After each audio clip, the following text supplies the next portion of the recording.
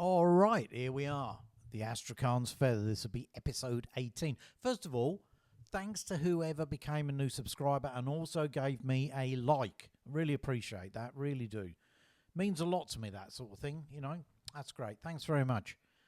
Anyway, what are we doing? We're carrying on with the Astrakhan's Feather. And Karen Allen is asking Bob Mullins, a sergeant, I'll quote from it straight away. What was Christ doing at Victoria Lucas's place, she says, right after the murder of her husband? Well, I'm sure he'd have a reason, says Mullins.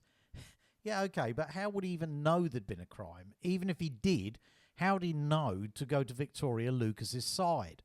You're thinking he's a suspect? Mullins shakes his head. No way. Why? Why is he snogging her then? Mullins shrugs. What did she tell you? What did you find out? As you know, Karen went up there and had a chat with her, and Christ was leaving at that time. Karen says, usual wifey stuff. He's a businessman, didn't really know what he was up to on a daily basis, didn't have any enemies. Bob Mullins scoffs. He was always getting into scrapes. Well, says Karen, maybe you can share with me, Sarge, what he was really up to and why he was killed. Wife says he would have just been returning from the city, been up there on a spot of business. She doesn't know what. It would be true, says Bob, to say he was a businessman, but how much of it was kosher and how much wasn't, I have no idea. I think he had so much money he could build walls around himself, not let people know what he was up to. Tell you what, though, he was a renowned puller. He saw the girl and stopped with only one thought in his mind. I've no doubt about that. Yeah, no doubt there too. That'd be my take on it, says Karen. Big question is who killed him, and secondly, why? Christ takes another sip of Cooper's beer and stares into the middle distance, eyes on focus. Victoria Lucas. Ray. Well, he'd rescued her. That's the beginning of your story right there. Ducker and diver, no doubt about it. Even Victoria's country girl dreamy eyes could see that. Back when they first met, Ray had been about the same age as Vicky, as she was previously known. Victoria came later, when we got wealth, she told Christ. So that had put him around 18 back then, a fair while ago for sure. When he walked in the club, that's Ray, everything seemed to slow, Victoria said, eyes moist. As she went through the moves on the stage, always artistic, never robotic, that would have been too boring, he walked on by, smiled up at her. Victoria says to Christ, almost all my clothes off, but Ray still looked me in the eyes. I tell you, I melted faster than a strawberry mivvy. Christ smiles, his eyes gimlets. Back then I was a blonde, she says. She passes a slightly trembling hand through her hair. This is me, natural. Blaze red, cut short, suiting a pretty elfin face. Those opal green eyes, high cheekbones, the colour of snow dust over rose petals. She's beautiful. Treating me like an angel, she said, twisting perfectly manicured, scarlet-tipped fingers in her lap, moving her head back and forth, trying not to cry. Christ's heart ached. He knew it. He'd been there. People got in his way, she said. Well, he could be. She looked up at him, eyes bright, liquid green. Brutal, I suppose. Christ hardly dares breathe, but he clocks her movements, insinuations, breathes her sense, listens quietly to her story. He knows, just like a journalist, to leave a gap, to let them speak. Tears fall softly.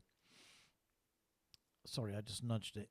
Tears fall softly when she gets to the bit about how Ray had cried when the twins were born. Christ touched her shoulder. She turned to him, fell into his arms, let him hold her, stroke her hair, her back, silk blouse, cracking electric under his fingertips.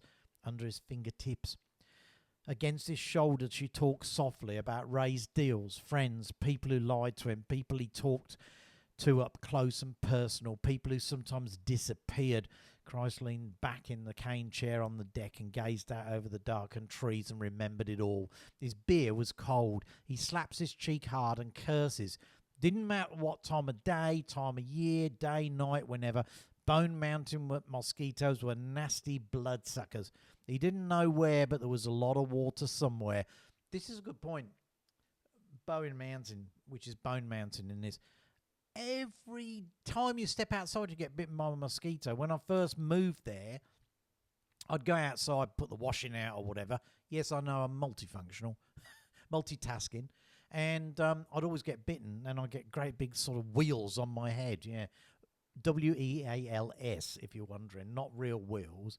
Anyway. All right, we go to another scene. Thunder rumbles away off, lightning dances around the room. He shakes his head, long hair hanging loose as a girl's. It moves, flows, and shines almost gold in a candlelight. He has the trousers and shirts on, the boots too, the handmade chestnut tooled leather gleaming. It had taken a while to dry the boots after the last night out. Firstly, they had to be cleaned of mud, then polished to a shine. Hard work, but now he looked down at them satisfied and flinched when he saw his face reflected. The ironwood desk in the middle of the room holds pen and ink blotter and a candle glimmering in an antique glass lantern. He looks at the desk, candlelight reflected in his eyes. It had belonged to his famous forebear and was made of timber so dense it would sink. Ironwood is very light sensitive and in time darkens, as this desk had, to a rich, deep ruby red with beautiful swirls living deep within the grain. What he loved apart from the obvious beauty was the knowledge ironwood was used by the ancients as medicine too. This is true. Leaves boiled to make a potion that relieved headaches, and the bark could be infused to treat spear or bullet wounds. He patted the desk as he moved to the wall and the glass window cabinet, their glowing wood frames seeming to be aflame in the dancing candlelight. One cabinet holds the potions. He looks at the other cabinet and smiles. His reflection looks almost evil in the old glass. He slips fine brown leather gloves on, the softness divine against his skin, a silkiness almost erotic, and opens a cabinet. The glass stoppered flask he carefully takes down has been hand-blown. A trapped air bubble inside the base contains the breath of the glass blower. He'd often thought he might suddenly smash that glass just to have that second of bliss when he could smell the air of 1792. He shakes himself. He hates today's world, the constant homogenisation of modern life. He even hates the word homogenisation. Taking a deep breath, carefully placing a flask on the desk, he turns to the second cabinet and takes the items out. Then he turns back to the desk and places them in a neat row. He smiles with a fondness most reserved for their children. He pours some of the viscous, frog-like liquid from the glass flask into a shallow metal dish. Opening a slim desk drawer, he brings out a small paintbrush, the kind a boy might use on his model soldiers to turn their tunics blood red. The brush only needs to be applied once, just softly. He smiles, so little goes so far. When pure and taken from a growing sapling, the sap is bright green and so thick it barely runs. When the resin is dry, it is perfectly safe, unless the dust is inhaled. But get it wet, say it touches a sweating human body or penetrates into a person's blood, then the moisture unleashes the poison instantly. He hums to himself as he carefully paints each point of each star. Sometime later, he's standing outside Trevor Aisbett's house. Just bear with me a second here. The way Aisbett's face had changed when he'd opened the door, when he saw the long coat, the spear, the face. He looked like he'd seen a ghost, which in a way he had. He set off down the hallway, and with a whisper the five-starred wheel hissed through the air. At the last second, Aisbett swerved, knocking the small glass side table over. Glass vase falling to the floor, tinkling to pieces. The small amount of water splashing out, rose petals drifting in the air. The fighting star embedded itself in the wall with a solid thunk, and plaster misted in the air. Aisbett had gone round the corner, but in the long coat and boots. He is moving after him now, laughing lightly, the spear coming up, its point sharpened, the heft of it right in his hand, the balance perfect. It will be sad to let this one go, such history it has. He smiles thinly. That's the point of it, though, isn't it? He turns the corner and hears a crash from what he knows is a study. In the kitchen, the spilled coffee beans smell lovely. As he stalks in, Aisbett presses himself against the desk, knocks the computer screen over. A bin has rolled, the pens and pencils multicoloured gay against the lustrous dark mahogany of the desk. He smiles and reaches to the back of his belt, plucks out a second star and throws it with all his power and all his hate. As it whirls through the air, Aisbett says, "It wasn't me, and then it whacks into his eye and bursts the eyeball, and blood splatters everywhere, even across the nice shiny computer screen. As 8-bit falls back screaming, hands clutching his eye, blood spurting in great gobs of red between fingernails painted fuchsia. The spear follows. He throws it, leans into the throw, all his weight behind it, which is not too much.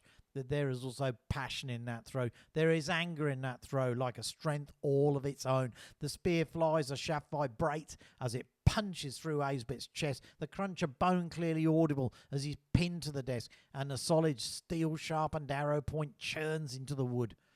8-bit lies still, but he is gurgling, his eyes wide. There is a mist of blood in the air. The man in the long coat, who uncharacteristically has worked up a sweat, coughs and turns away when there is peace and silence aside from the steady drip of blood on the beautiful floor. He turns, walks back down the hallway, boots thudding on the flagstones, hauls the star from the wall, and a chunk of plaster falls and breaks into a powder. It's a shame about the other star, the one in 8-bit's iron brain, but leaving it there is all part of this. It's the message, and by God, he thinks, his lips set thinly. They must be getting it now. His lips set grimly. They must be getting it now. He suddenly laughs, a sound brittle in the echoing empty hallway. They must be getting the point. He walks out into the inky night, closes the door softly, and breathes wonderfully fresh, vibrant air. All right, we'll leave it there for the moment, and then we'll come back. I've actually realised that I've skipped a bit. I've got things out of order, so I've got to sort that out, which I will do before we talk again. Anyway, you have a good evening. Good night.